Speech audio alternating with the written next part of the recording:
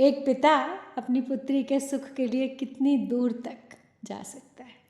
तो हिमालय भी चल दिए हैं भगवान शिव के पास अपनी पुत्री पार्वती के लिए।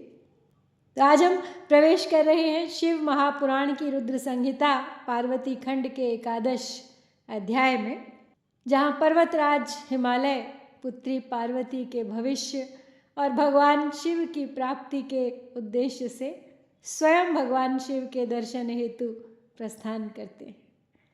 ये केवल एक यात्रा नहीं बल्कि श्रद्धा, विश्वास और पिता के निष्कलुष प्रेम की अनुपम कथा है।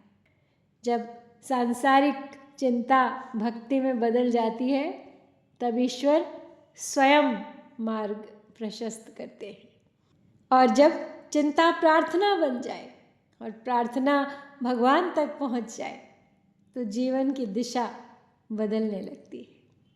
तो आज की कथा उसी दिव्य विश्वास की कहानी है। आइए इस अत्यंत भावपूर्ण अध्याय का श्रवण करते हैं।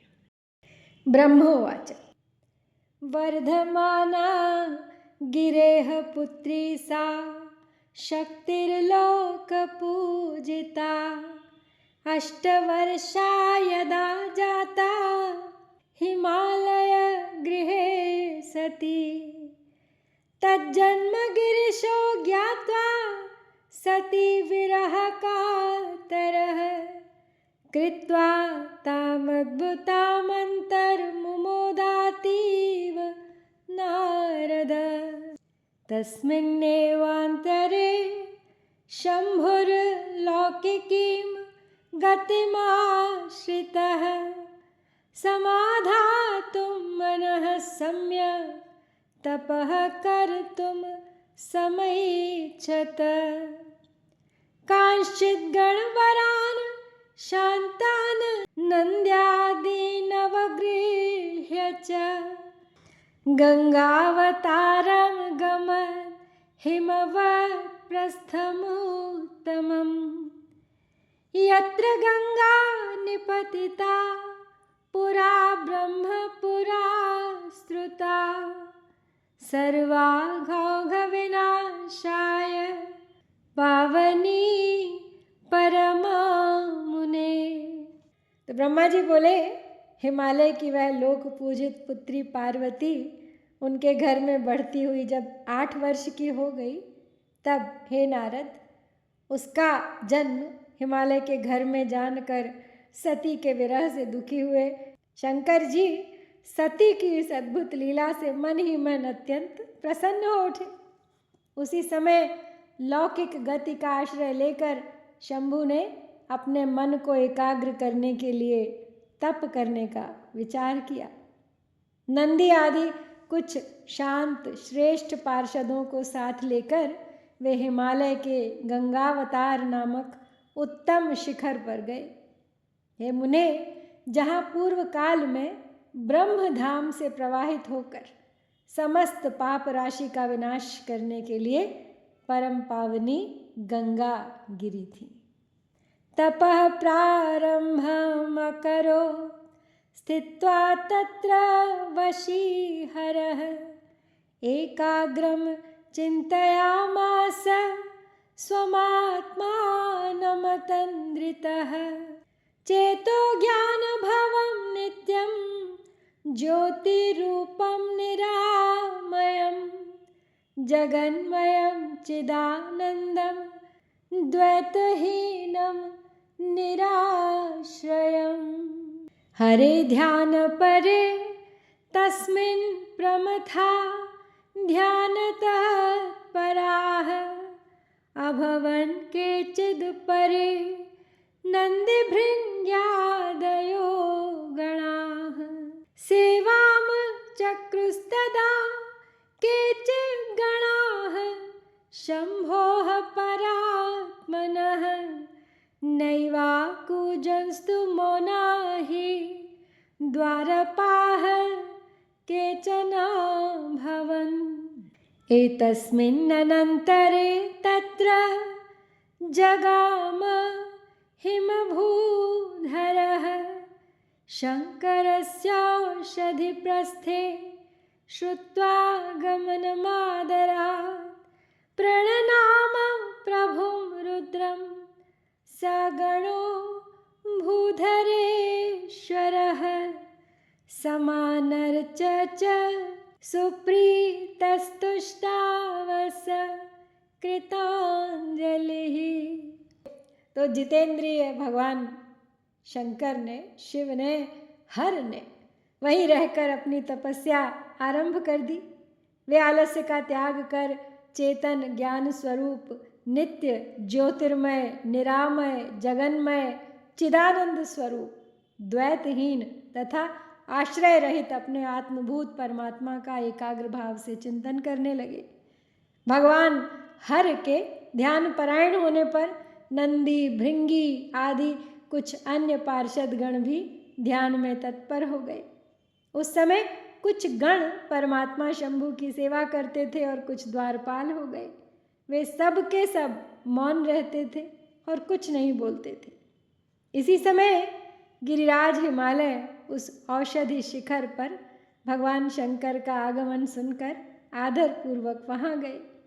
अपने गणों सहित गिरिराज ने प्रभु रुद्र को प्रणाम किया, उनकी पूजा की और अत्यंत प्रसन्न हो हाथ जोड़कर वे शिव जी की स्तुति करने लगे। हिमालय उवाच देवदेव महादेव कपर्दिन शंकर प्रभो त्वयैव लोकनाथेन पालितं भुवनत्रयम् नमस्ते देवदेवेश योगिरूपधराय च निर्गुणाय नमस्तुभ्यं सगुणाय विहारिणे कैलासवासिने शंभो सर्वलोकाटनाय च नमस्ते परमेशाय लीलाकाराय शूलिने परिपूर्ण गुणाधान विकाररहिताय ते नमो अनिहाय विहाय धीराय परमात्मने अबहिर्भोगकाराय जनवत्सलते नमः त्रिगुणाधीश मायेश ब्रह्मणे परमात्मने विष्णु ब्रह्मादि सेव्याय विष्णु ब्रह्म स्वरूपिणे विष्णु ब्रह्मैकदात्रे ते भक्त प्रिय नमोस्तुते। तो हिमालय अब बोले, हे देवदेव, हे महादेव, हे कपर्दिन, हे प्रभु, हे शंकर, आप लोकनाथ ने ही तीनों लोकों का पालन किया है। योगी रूप धारण करने वाले हे देव देवेश, आपको नमस्कार है।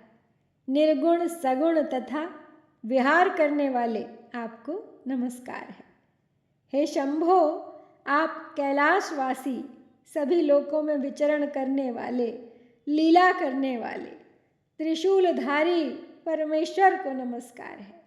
सभी प्रकार से परिपूर्ण गुणों के आकर विकार रहित सर्वथा इच्छा रहित होते हुए भी इच्छा वाले तथा धैर्यवान आप परमात्मा को नमस्कार है।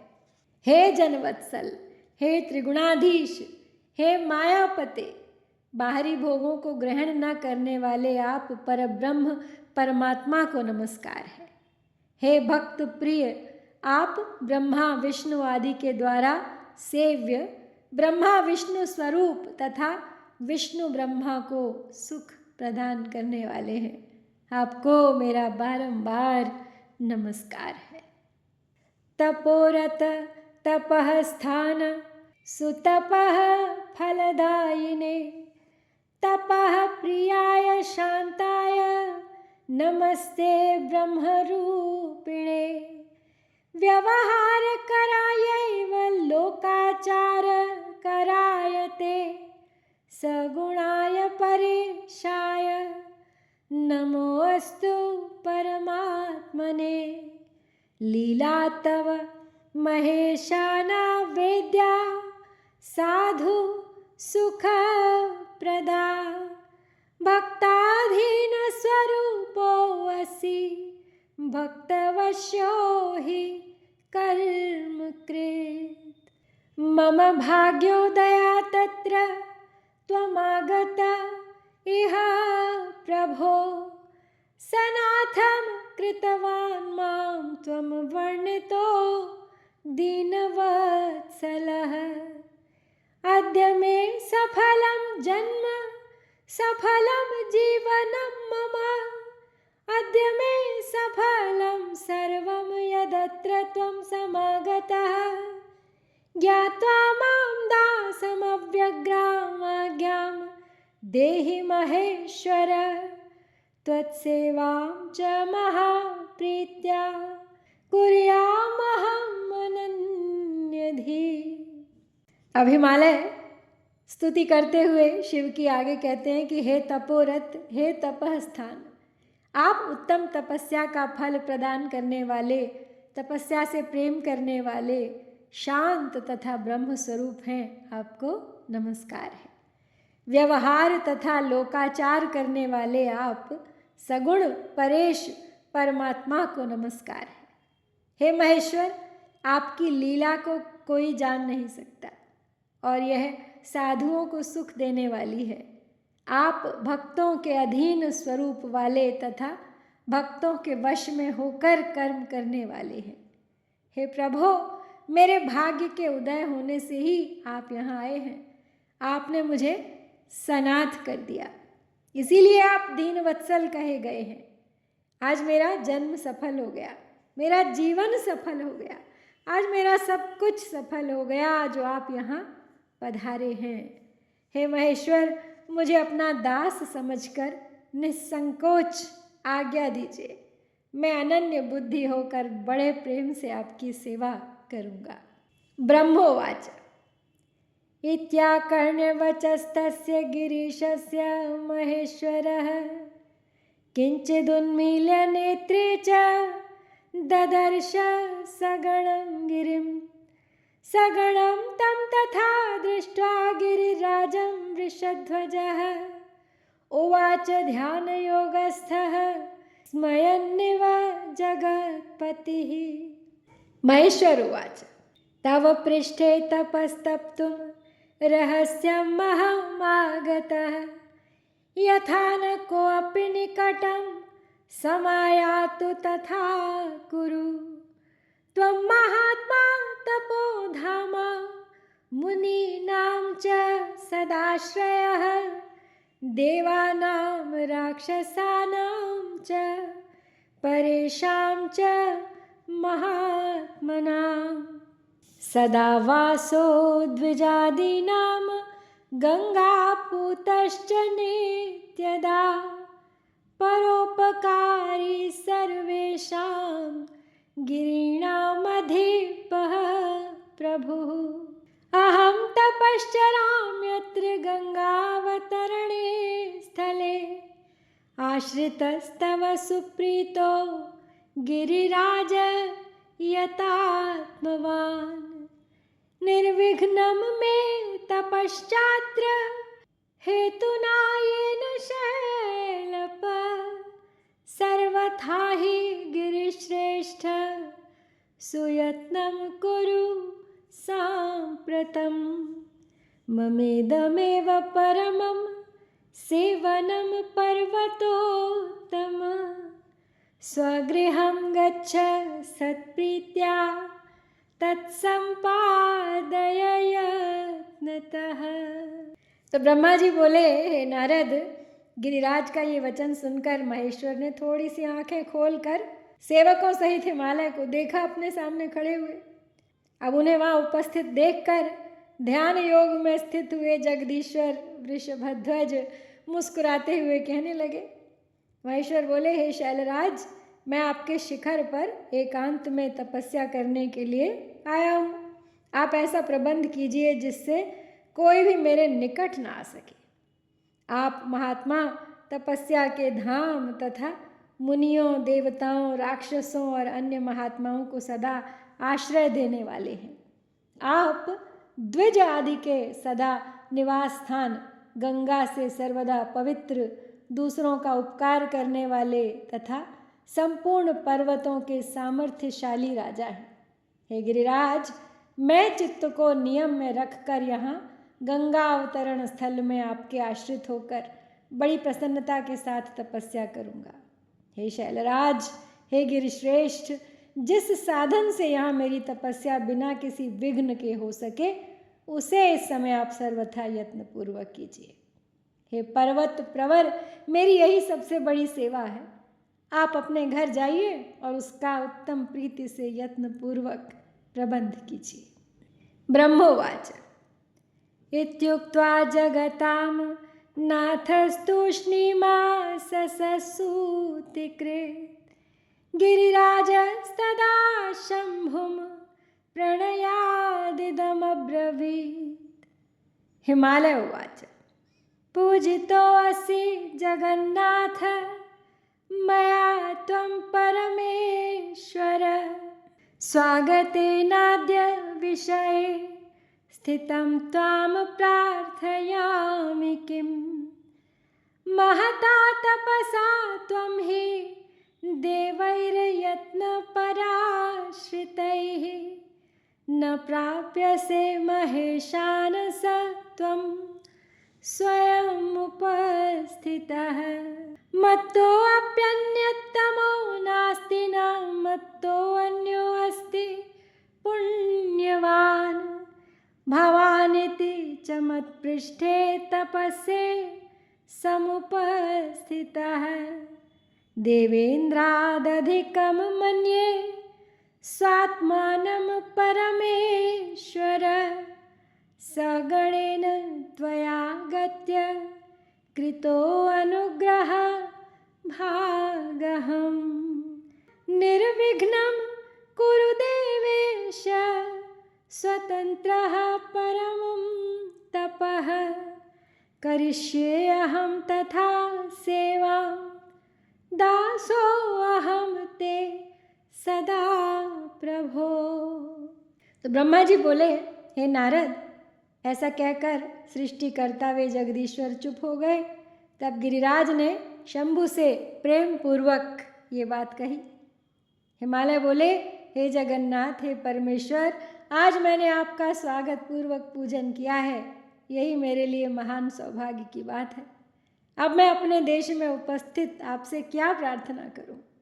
हे महेश्वर, बड़े बड़े यत्न का आश्रय ले लेने वाले देवता लोग महान तप के द्वारा भी आपको नहीं पाते, और आप तो मेरे यहाँ स्वयं उपस्थित हो गए हैं।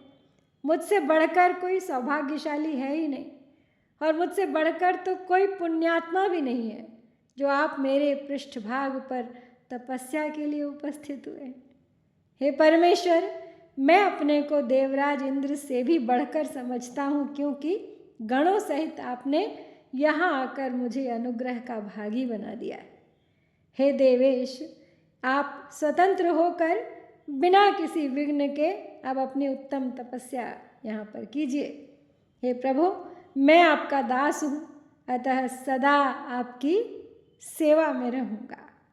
ब्रह्मोवाच इत्युक्त्वा गिरिराजो असौ स्वमवेश्म द्रुतमागतः वृत्तान्तं तं समाचख्यौ प्रियायै च समादरात् नीयमानान् परिवारान् स्वगणानपि नारद समाहूयाखिलान् शैलपतिः प्रोवाच तत्त्वतः।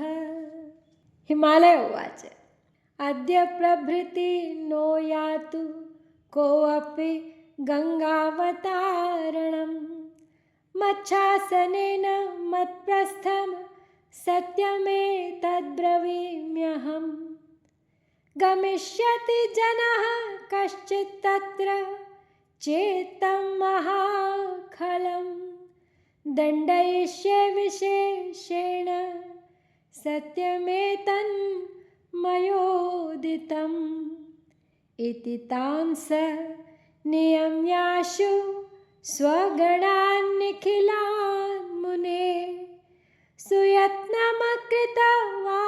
शैलस्तं शृणु त्वं वदामि ते।